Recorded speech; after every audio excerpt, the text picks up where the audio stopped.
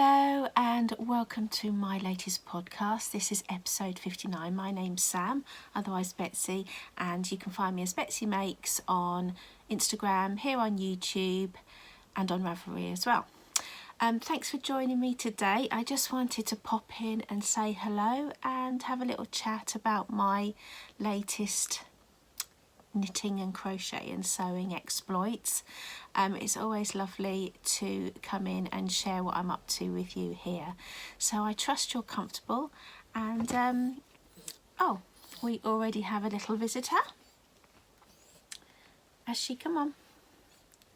Come and sit down here. Oh, that's a good boy. Right. So I think Ash might join us for a little bit. You're going to come for a cuddle?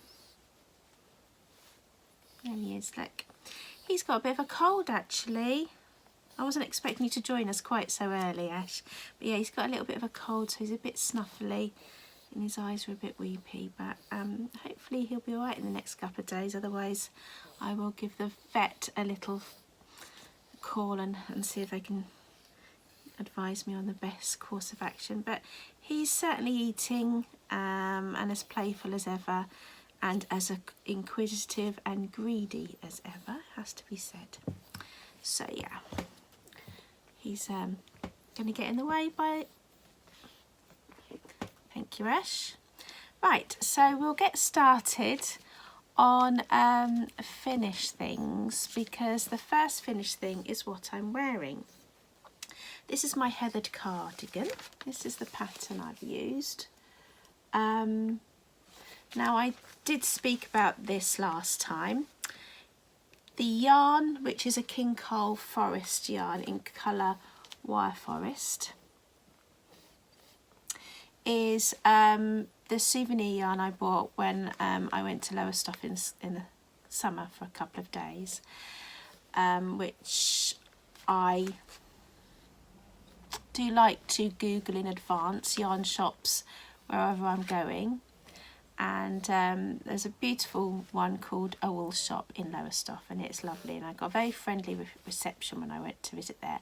And I bought 4 of these recycled yarn, which is their forest yarn, like I said, and I finished the top, and you can see I've got one left. In fact, I've got one left and that little bit there.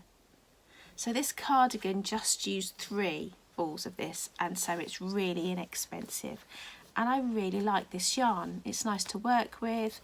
I've blocked this cardigan. I'll show you properly in a moment. And it's lovely and soft, and it behaves itself. And I'm delighted with this project. I'll show you a little bit. So it's got these cute little pockets here, which has the same stitch pattern as the yoke bit on the front and the back. It's knit top down, so you start up here and you do your raglan increases, knit your body, and then go back and do your sleeves. I've made sure my sleeves aren't too long. I didn't want them to be too long this time, so they're quite fitted, but that's okay. I'm happy with the fit of it. It's not a baggy cardigan, but it's just what I wanted, a neat little cute cardigan. The top underneath I made as well. This is a little sleeveless top I made in Liberty print, and I think the print's called Betsy, which is why I like it, but I like the colours. I made it a little while ago, and to be honest with you, I have put on weight since I made it, and it's a little bit snug, particularly around the arms. It's a sleeveless top, but it's not too bad, and I think it goes really nice with this cardigan. These buttons are also made from recycled material, and I think they're perfect, and they're from Textile Gardens, which is a website I often visit when I want some buttons. Yeah, what do you think? I'm really happy with this. It's probably one of the best things I've made. Oh, I forgot to show you. I've got the button band on here in some cute polka dot grosgrain ribbon. So that just supports the buttons there. Isn't it sweet?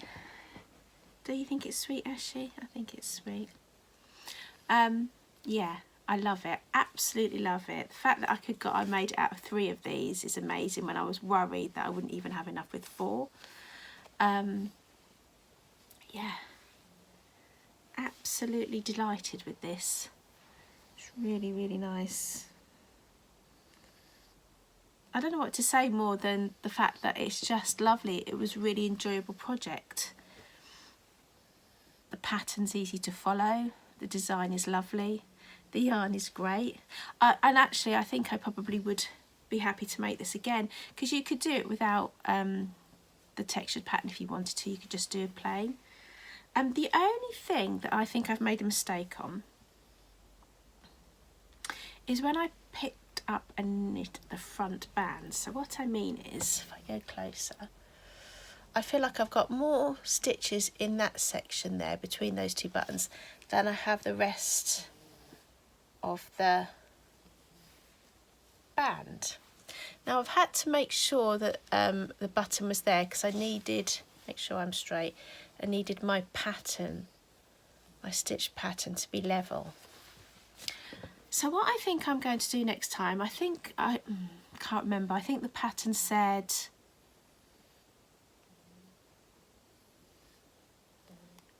pick up and knit 3 out of every 4 stitches. I could be wrong, that's kind of what I remember. What I think I would do in the future is actually perhaps mark out the length between each button, whatever that may be, buttonhole, and make sure I'm picking up and knitting the same amount of stitches within that shorter space, rather than thinking about the space between the top and the bottom. If you know what I'm talking about, well done, because I don't actually know what I'm talking about. Well, I sort of do, but I'm not explaining it very well, am I? But the idea is to get the stitches of the button band evenly distributed along the length of the front cardigan rather. So yeah, but other than that, I am delighted with this. Playing with this, let's play with it. Well, you are snuffly, aren't you? Oh, you snuffly boy. Bless him. Not that you can see it anymore, but yeah, my heathered cardigan. I'm absolutely 100% delighted with this. Really, really happy. Can you sit down? Good boy. Really happy with that. So, what's next, Ash? Right, so what's next? My next finished object follows on from a finished object I talked about last time, which is this hat here. And I called it the Autumn Trees hat. And I knit this in some Hobbycraft yarn. It's the leader of the pack, the charcoal and the mustard colour. And I just kind of made up the pattern really. And I made it shortly before half term. And at half term, we managed to take a visit up to Scotland. So Mia, my daughter, is studying at St Andrews University, and I'd booked myself, my son Joel and little Lena Jane to go and visit her in the half term we have here in England. There has been so many restrictions and problems that I wasn't even sure we would make it. Like I say, I booked it quite a long time ago, but luckily we were able to go. We flew up on the Monday of half term and came back on the Thursday, and it was either the following day or the day after when we returned that Nicola Sturgeon said that there was no travel allowed between England and Scotland. So we kind of just got away with that, which was good. I really wanted to see Mia. I think it's hard at the moment. I think the students were getting a lot of blame for the spread of the coronavirus, and certainly I'm sure there are some that are just not being particularly careful, but it doesn't apply to all students. And my Mia doesn't go out much. In fact, I'm actually worried about the fact that she's not socialising a great deal. She's in her accommodation practically all the time. So she's not going out a lot, and she's not socialising. So for the spread of the virus reasons, that's obviously good. But, you know, for her mental health and her well-being, I am a bit concerned. She says she's fine. Of course she does. She always says she's fine. She's okay. But, you know, I want to make sure she's not feeling too lonely. So I was really glad we were able to get up and visit her. The plane was half empty. The trains we travelled on were empty. It was like, you know, we hardly saw anyone really. We spent a lot of time outside. It's such a beautiful town, St Andrews. It's on the east coast of Scotland. It's in the, I don't know if it's called county or area of Fife. And it's very historical. It's beautiful. It's absolutely beautiful. The castle is in ruins, so we visited that, and it's right on the beach. The cathedral is also in ruins, and that looked gorgeous, but we didn't actually go in there. And there's we took a trip up to a forest called Tentsmuir, and this is leading me on to my knitting hat, because we also visited a small fishing village called Pittenweem, which was probably about a 25-minute drive from where we were staying. We didn't stay, obviously, in Mia's accommodation. We booked a Premier Inn, and which was lovely. And but we did take a day trip to Pittenweem, which is a beautiful, beautiful little fishing village. It would have been even more pretty if the sun was shining, but it was actually chucking it down with rain at the time. I will put some photos in at the end of this podcast of our trip to Scotland. But nevertheless, it was still lovely. We had a lovely lunch in a lovely cafe, and there was also a wool shop there. So like I say, I do like to find out in advance what yarn shops are in the area of where I'm visiting. And it's a shop called the Woolly Brew. Is it the Woolly Brew or a Woolly Brew? I have got some notes, but as you can see, they've been chewed by the cat, Mr. Ashford. So, yeah. Anyway, so we went to, it was raining, like I say, it was a miserable day, and only one person was allowed in the yarn shop. So I left the children in the cafe eating their lunch, and I popped into a Woolly Brew, or the Woolly Brew, and I bought some souvenir yarn. Again, I didn't want to spend too much money, but I did want to have a little treat. And I had the hat in mind. I was wearing it as well, but I thought I'd like to make another one of these. And so I bought some Loppy Let Loppy yarn. That's upside down. There you go. And these two lovely colours. This one is light ash heather, and this one is lagoon heather. That's a gorgeous green. So yeah, I actually bought two of these and one of these, and a pom-pom as well. And I've made another hat. So I've got the two now. This is slightly different. Obviously it's got the pom-pom and it's a different colour, but also I've made the ribs slightly deeper. I thought that was a bit short on that one. It didn't feel proportionally deep enough. That makes sense. Yeah, so I've made this one and I love it. Beautiful. I've wanted to try this yarn for ages. It feels very oh, it's lovely. I've got the trees there. Because we went for a walk in a forest called Tentsmuir Forest. Beautiful, a lovely, lovely. Again, it's right on the coast. In fact, it's sand dune. So there's lots of sand underneath. I don't know why I can't speak today. I'm struggling, aren't I? And then back in 1920, the Forest Commission planted pines pine trees on there, made this forest, and it's absolutely lovely. It's beautiful for a walk. The day we went was dry, and just stunning, absolutely stunning there. So I've called this hat my Tentsmuir hat, and I have written the pattern up, and it is released on Ravelry and Lovecrafts. I'm linking it with this particular yarn because, so this is the Let Loppy, and this is the leader of the pack from Hobbycraft. I think this is probably, well, if you're in the UK, this type of yarn is easy to get hold of because you can just get it from Hobbycraft. But this yarn is probably easier to get hold of more internationally.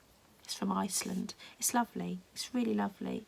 I'm a bit worried about the itch factor, but having it on my head at the moment feels okay, although I'm not particularly hot. So yeah, I'm really happy with this. So I have tangented, well, not really, it is all connected because the first hat was knit shortly before we went, and I wore it while we were away. So it is all connected. The yarn from this was my souvenir yarn from our trip to Scotland, and I'd already thought of the trees, but it seemed to work so well with the fact that the forest is full of pine trees. And yeah, so Tentsmuir hat, that's what it is called. And yeah, that pattern is available. Well, at the time of recording, the pattern is completed, but I haven't uploaded it to Ravelry or Lovecraft as yet, but I intend to do that to coincide with the release of this video, so it should all be available when you hear me say it. I feel like I'm going mad today. I'm just going to take a sip of my tea in my almost Christmas mug. Oh, this is lovely. This is apple and cinnamon tea. Taylor's apple and cinnamon tea. Oh, it's really nice actually. Just right temperature. She said greedily, drinking it down. The tea bag was sent to me with a little yarn order, which I'll come to quite soon. But yeah, so that's it for finished items. I will now go on to works in progress. So works in progress, what I've got is a couple of things to show you. Last podcast I mentioned that I wanted to make the Nexus blouse, and it's a paper cut pattern. I really like these big balloon sleeves here. I haven't actually started sewing this yet, but I have cut it out. I was saying how I didn't want to cut into the pattern itself. This opens up like a present, and I didn't want to cut into the pattern, so I did trace my pieces off. Now the paper I use to trace my patterns is this Burda paper. This has been available for years, and I've certainly used many packs of it over the time. Traditionally, Burda dressmaking patterns don't include a seam allowance, so you can't just cut it out because you wouldn't have a seam allowance, so you'd have to trace it off and add your own seam allowance on. I've got a feeling they do add seam allowances now, but I haven't bought a Burda pattern for ages, so I'm talking, you know, that's what I understood it from years and years and years ago. So they may actually now add the seam allowances onto the new patterns they bring out, but they have this Burda pattern paper that you can use. You can use it for tracing, and use it for various different things. But yeah, I use loads of this. I think I got that off Amazon. So I did use it to trace off my pattern pieces. So I've got those all there. So it meant I didn't cut into the actual sheet, but what I did do was cut the little booklet out. So this pattern comes with just one big piece of brown paper printed with your pattern and instructions. But if you cut your pattern book out, you can stick it together and make it as a nice little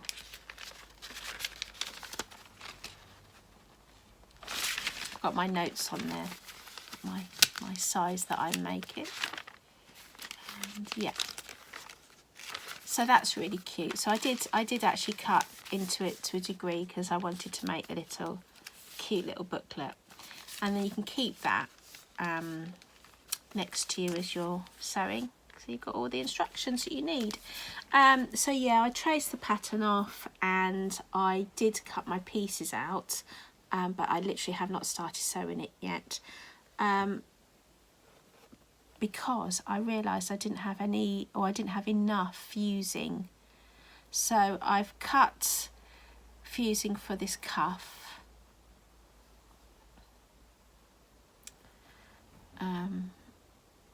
but I didn't have enough for the back facing or the front facing, because I needed quite a long bit for that section. So that needs to be fused because it's going to have the buttonholes on it.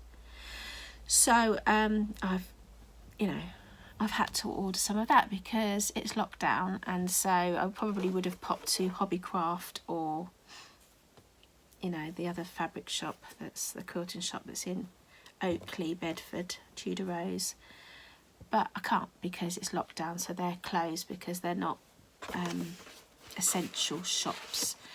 I know Hobbycraft are doing click and collect, but I just thought, oh, I'll order it off Amazon. Keep the Amazon workers in a job. So yeah, not too much progress with that, but at least it's all cut out, ready, and I'll be able to get my machine, or both my overlocker and my lock stitch machine, threaded up in the correct colour, and so I can do bits and pieces of that, perhaps each night after work.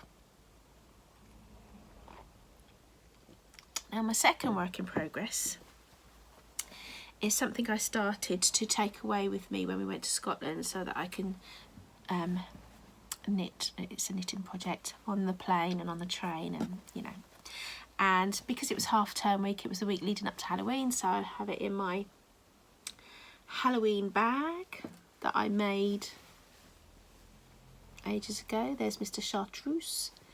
It's got a drawstring here, and I've just lined it in some lovely lime green cotton. So it's a nice size bag for a project. And I am knitting the Six Wives Shawl, which is a pattern by lovely Emma of Potter and Bloom. I haven't moved my progress keeper for a bit, but this is I don't know if that's focusing on actually. It's the Little Book of Spells progress keeper, and that's from Chapel View Crafts. I got that I think last year with a set. It's a set of Halloween stitch markers. So this is what I've done so far. The plain section, that starts off with something like just a couple of stitches and increases and increases and increases.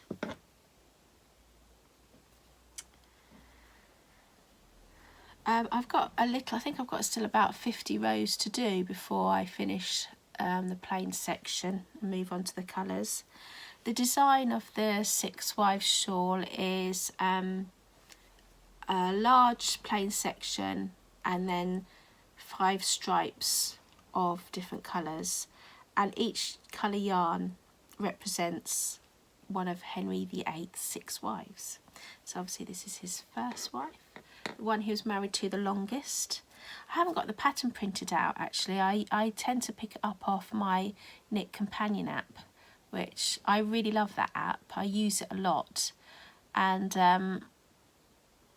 I do intend to do a little video about how I use that app because I think it's brilliant actually. I was given it for free to review, and I've only not really done that yet, but nevertheless I do like it.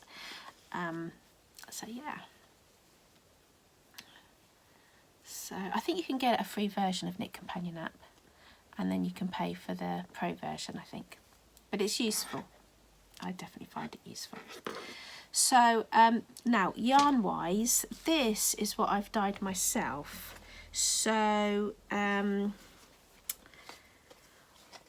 if you've been following me for a little while, you know that I used to do a lot of yarn dyeing and sell my dyed yarn, hand dyed yarn, and I've had to stop doing that because I needed to go full-time at work because of personal circumstances.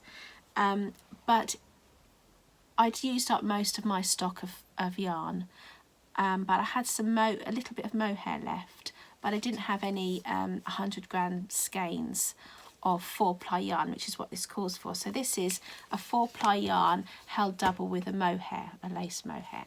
So I did buy this Regia, I just bought one skein of this Regia for hand dye. So it's just, you know, the natural colour 4-ply sock yarn. I'm pretty sure it's sock yarn actually. Yeah, I think.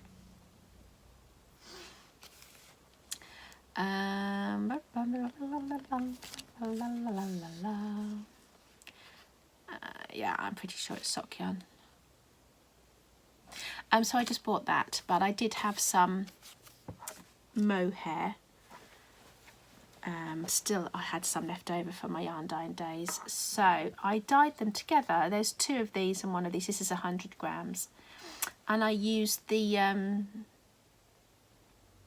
Dharma dye in colour sand dune, and I can't even remember what quantities I used. I just put it all in, and I just thought that's so lovely. I really like that. They are dyed together. You can see in the same pot, you can see how the different textures take up the dye differently, and this is what it looks like knitted up, so you can see, which is really lovely. I love the variegated look of that. Right, so that's the main body of the shawl, and then for the other wives I brought a set of 5 minis from Cinema Pink. So there's a card there, and that's where I got the tea bag for my drink. So the mini skein set was Rose Garden, 5 20-gram 4-ply fingering weight yarn. Yeah, Cinnabar Pink, so it's on there. Right, so these are what I've got, all caked up ready for when I do those stripe sections. And yeah, it's called Rose Garden, but I thought they're quite autumnal looking, so I really liked that. And I needed the mohair to hold double with that for the stripes. So this is left over from my Tresckow sweater, so I thought that would go with that colour nicely. This is some Rowan Kid Silk Haze I had in stash for millions of years, and so I'm going to hold that double with that one. And then the 3 left over, I did actually dye up some to match as best I could. So this brownie colour, I've got that one. Hopefully that'll be alright. It's not identical, but makes it a little bit more richer brown. Hopefully it'll come out nice. The greeny forest green I've got there, sort of makes it a bit more jewel-like and royal. And then this dusty pink, I've got a light pink, so it's going to lighten it up a bit with that. This was the 3rd attempt. I couldn't get this right, but in the end I thought this would be okay to hold double with this one. So it will kind of change the colour of this, but I'm quite excited about how it's going to look. You know, don't really know how it's going to come out, but I think it's going to be lovely. I'm sure it will be lovely actually. So yeah, I'm really excited about getting to the coloured stripes and finishing off the rest of the wives. Little Lena loves the idea of this. She's very much into history. Her favourite programme at the moment is Horrible Histories, and she adores history. I mean, that's what she liked about, as well as seeing her sister up in Scotland, she really enjoyed going around the castle and listening to the audio recording of all the events that took place there, even though some of it's quite gruesome. Yeah, and she really appreciates history and is quite excited about me knitting a scarf that's to do with Henry VIII's 6 wives. So yeah, I'm just looking down there because I'm thinking, what else have I got to talk about? And there is one last thing that I've got to talk about, which is incoming goodies. Now, really, I shouldn't be buying anything apart from, you know, food. But when I did go shopping up at Aldi, I saw this and I couldn't resist it. Let me just get it.